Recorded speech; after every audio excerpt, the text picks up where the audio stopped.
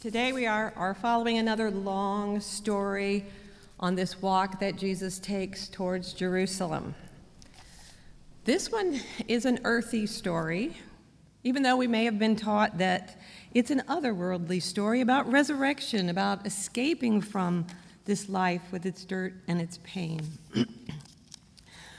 But no, this is a down-to-earth, in-the-ground, sweat and tears, the smell of decay and angry, sad, and ugly crying and weeping and shock and disbelief and hope. In this story, we encounter the full range of human emotions and experiences. There's love, and there's pain, and there's friendship, and there's disappointment, and there's doubt, and there's faith, and there's death, and there's resurrection. The story prepares us for Holy Week, preparing us to deal with grief and holding on to hope. Now, Elizabeth Kubler-Ross's stages of grief, including denial and anger and bargaining and depression and acceptance, were first written to describe the emotions of people who were in the process of dying. We've gradually realized that they can also be applied to people experiencing great loss, even as each person grieves in their own way, some skipping or repeating stages along the way. But we're going to see these stages taking place in today's story and throughout the Easter season. Now, in this account that we are reading, we know that Lazarus was a close friend of Jesus. They had shared time together, and he shared a home with his two sisters, and it was a way station for Jesus as he traveled through the region. And then Lazarus became ill, and his sister sent someone to find Jesus to give him this message that they were afraid that he might die. They'd seen him heal others. They trusted he could do the same, but he didn't, and he waited, which the disciples were fine with because going towards that place was dangerous. But he gave it a couple of days, and he said, now it's time to go, and they tried to talk him out of it. They're like, those people are there who tried to kill you before. We don't want to go there. But he told them Lazarus had died, and they were going to stop by the cemetery on their way to Jerusalem. Thomas finally said, if he's going to go and get himself killed, we'll go die with him. When they got there, his friend had been dead for 4 days, and he had missed the funeral, but the mourners were still around. And Martha, one sister, came out to meet him, and she didn't seem angry, but she said, Lord, if you had been here, my brother would not have died. And she still believed there would be resurrection one day. Now, it's only after Jesus specifically asks for Mary that she comes out to meet him, and when she does, she offers that same bargaining accusation that her sister had used, but maybe with a bit more anger. If you had been here, he would not have died. She was certain Jesus could have prevented this tragedy, but now it is too late, and her depression pours out in tears. Some of the pain, the depth of loss that is in this experience. The person closest to them was gone too soon and unexpectedly. How could they go on without his laughter, without his jokes? And also, at their time and culture, Lazarus was essential. For no husband or brother or father are mentioned in their story, so Lazarus fills that role of the patriarch, holding the family property. Without him, they could lose everything. And they had been good, hardworking, faithful people. How could God have abandoned them? Why had the one person they trusted not come in time? Some of us know these feelings that are expressed, this kind of loss they were feeling on that day. When someone we love and need dies too soon. Some of us know the feelings even from other experiences, maybe when we're looking at old pictures and feeling the sharp loss of broken relationships, the absence of someone who was close. This kind of pain, this kind of loss can hit us in those times when we have to face the fact that maybe the loss is within ourselves and we can't do what we used to be able to do, whether chronic illness, loss of employment, a handicap that makes just getting through each day so difficult. Those moments when the future seems empty and hopeless. We can see ourselves and feel ourselves in the ache that Mary and Martha felt when Jesus was absent in their time of need. When Mary encounters Jesus and repeats that same blaming plea over again, if you had been here, we wouldn't be going through this, and she says it through tears. And Jesus sees not only Mary's crying, but those around her weeping, and his heart is broken, and he weeps. Sometimes there's nothing that can be said in the face of loss. Sometimes tears are our best and most honorable language. Through his tears, Jesus shows us that silence, too, is a way of being faithful. Sometimes silence is love. Sometimes the best we can do for one another is to just cry with them, for the tears communicate empathy that words just cannot.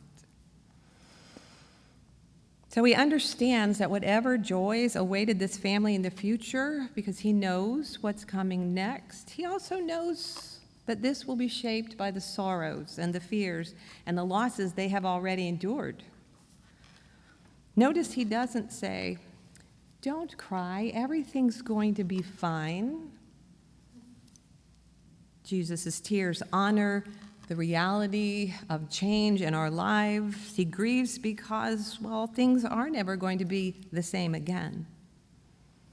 And it's possible that when he weeps, he's also sharing with Mary his own conflicted emotions, because he knows that his death is imminent.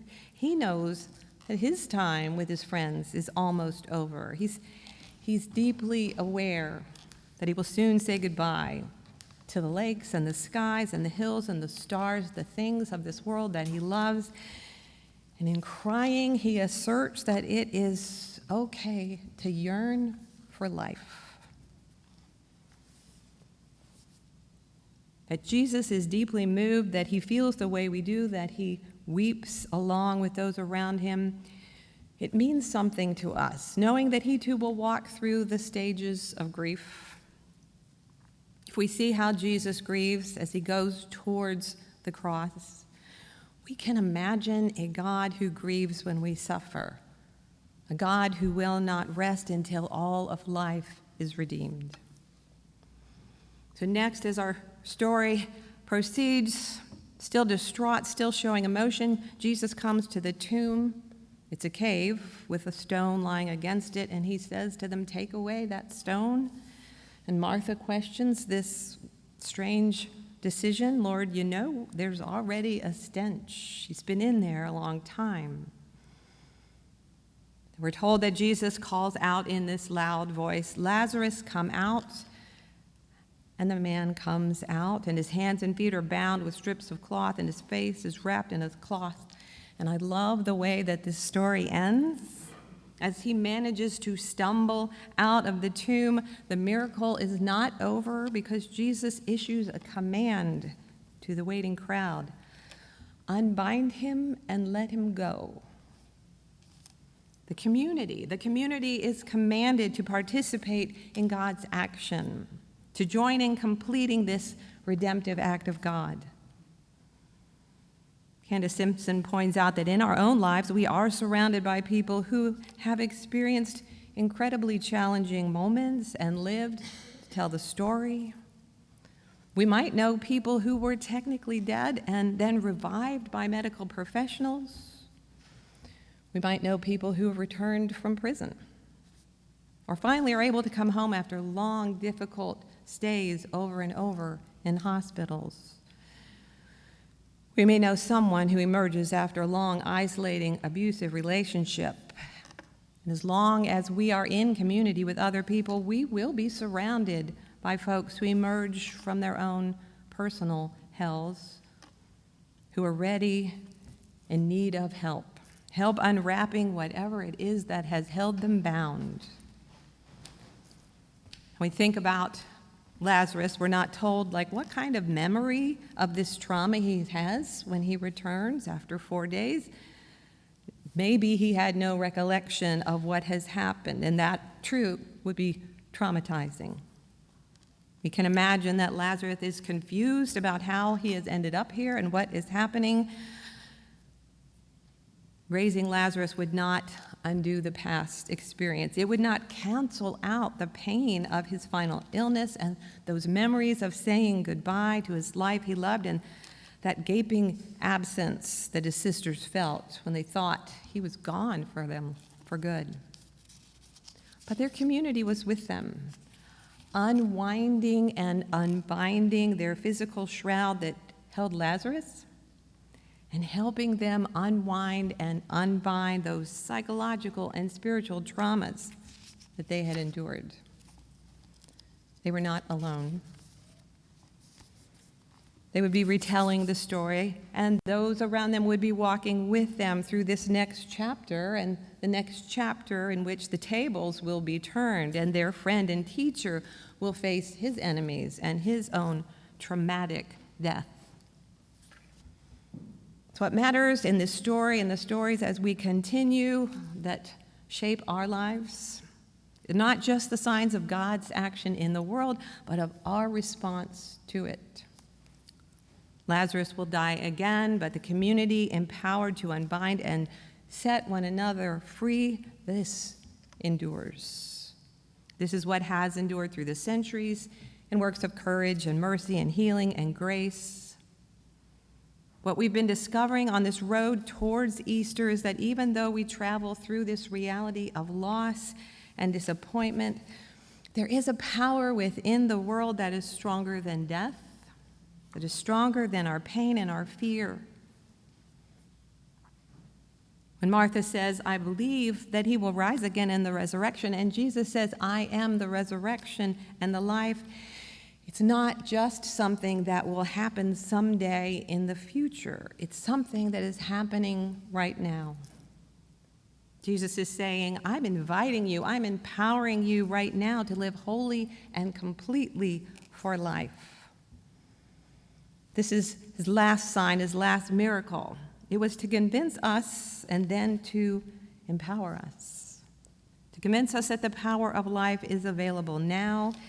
It is stronger than the powers that can hurt you or kill you.